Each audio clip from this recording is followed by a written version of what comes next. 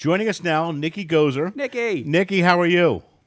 Hey guys, I'm doing well. How are you? Nikki, it's been forever. How have you been? I've been doing pretty well. Yeah, that's awesome. You are the recipient, congratulations, of the NRA's 2012 Sybil Ludington Women's Freedom Award.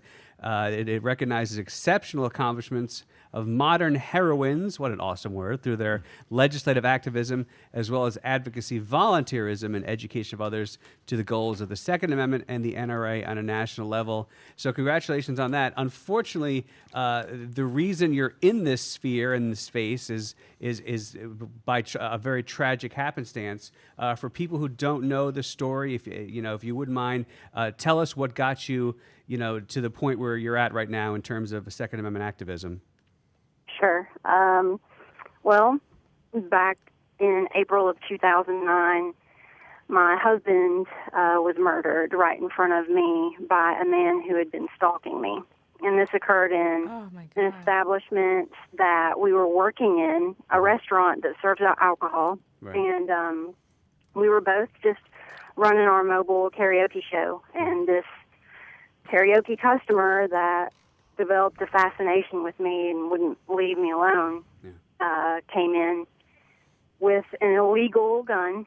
He did not have a permit and put 6 bullets in my husband right in front of me. But me being a law-abiding citizen and a permit holder, I left my legal permitted gun locked in my car that night. So I always wonder if I possibly could have stopped that from happening. Right. So, where some people would say to you, oh my God, why would you even want to support guns? Look what happened to your husband. How could you possibly be such a supporter of guns? What do you say to them? I know that guns don't kill people. People kill people. It's just like, you don't ever see anybody suing a car manufacturer because somebody killed their loved one driving drunk. You don't blame the car. You blame the drunk driver. It just doesn't make any sense to me to blame an object. It's the person.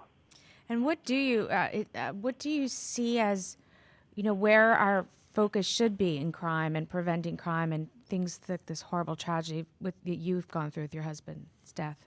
Well, I think that we need to revamp our criminal justice system so that we actually punish these people and create some sort of fear amongst them, because right now, I'll give you this as an example.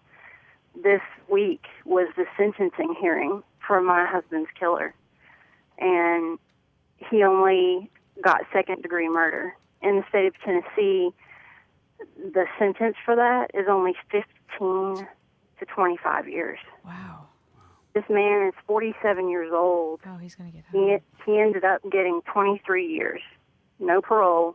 He has to serve it at 100%, but he'll get out when he's 70. Mm. He's going to walk free one day. And your husband won't get out. Yeah, my husband is gone forever. I have a life sentence without my husband. Oh. But yet this man is going to be able to walk free amongst all of us in society one day. It's just, and so stricter, more penalty for these kinds of crimes, you think would help deter crime? Absolutely.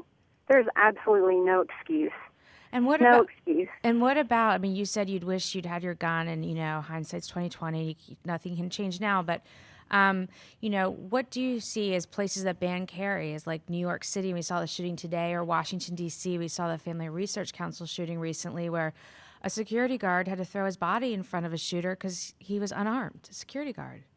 Right. Yeah, these gun-free zones, they're killing zones. Talk about what you did with restaurants, and those are gun-free zones like movies, and what you've done. Sure. Well, in the state of Tennessee, back when that all happened with us, you weren't allowed to carry in any restaurant that served alcohol. I lobbied pretty hard in favor of the restaurant carry bill, and we now have that law in place. You can carry as long as you're permitted. You're carrying legally, and you're not drinking any alcohol. you can carry in those establishments, and as long as they're not posted. Good. They're posted with the no guns allowed sign, you can't carry. I tell everybody I know, don't give them your business. Don't spend your money with them. You know, they're doing absolutely nothing to protect you. That's right. And they're denying you the ability to protect yourself. That's right. We're speaking with Nikki Gozer. She's NRA's 2012 Sybil Ludington Women's Freedom Award winner. And Nikki, we've all talked with you a lot here at Cam and Company NRA News through this whole, this process you've been through, and I got to say, you never quit, never back down, and you've taken what was a horrible tragedy and used it just really, just to get out there and try to agitate for change. So we're very, I couldn't say that the NRA made a better choice with this. We're very proud of you. Oh, well, thank you. I appreciate the NRA so much. You guys have been with me from the beginning. You guys have been there with me through some of the darkest times, and I really appreciate the NRA and everything you guys do. And and Nikki, the one great thing about what you do now is you work in the State House now. You work there in Nashville in the Tennessee State House, so you help make this stuff happen every day. I try. Yeah. I try to talk to the lawmakers whenever I can. Yeah, I certainly try, but it's just a part of my everyday life. It's something I think about every day. I live it, I breathe it, and I want other people to understand, that we have to be able to protect ourselves because bad guys don't follow the law. Yeah, and something you said earlier, Nikki, just made me think about when you talked about, what if I could have had my farm there, would have been different. It reminds me a lot of the story of Susanna Gracia Hupp, who watched her parents, at the Lubies many years ago, killed by a gunman, and it's the same thing. And we were talking about restrictions here with Emily in D.C. It's what happens is we have this right to keep and bear arms, but everywhere you go, people are trying to restrict that right, and all we're trying to do is to protect ourselves or our loved ones.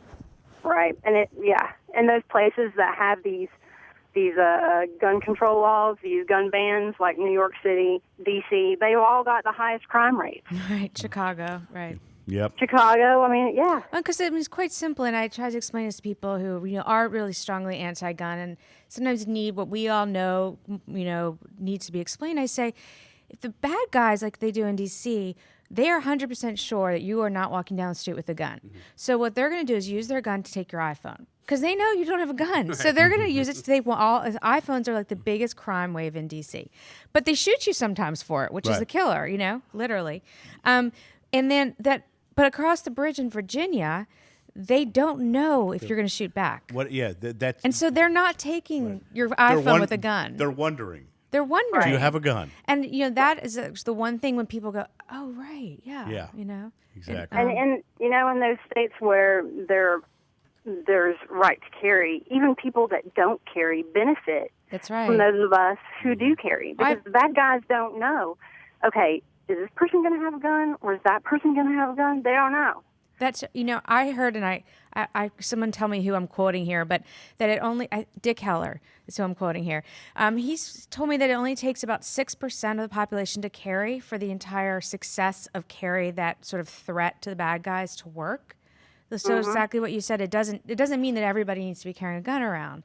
There's just enough that it's a deterrent, and that's such a low percentage. I thought that to have that effect, it's amazing. Absolutely, Nikki. Thank you so much for being with us. And all right. And we will talk to you soon. Thanks. Thank you. Thank you guys so much. Have a good night. You too. You too.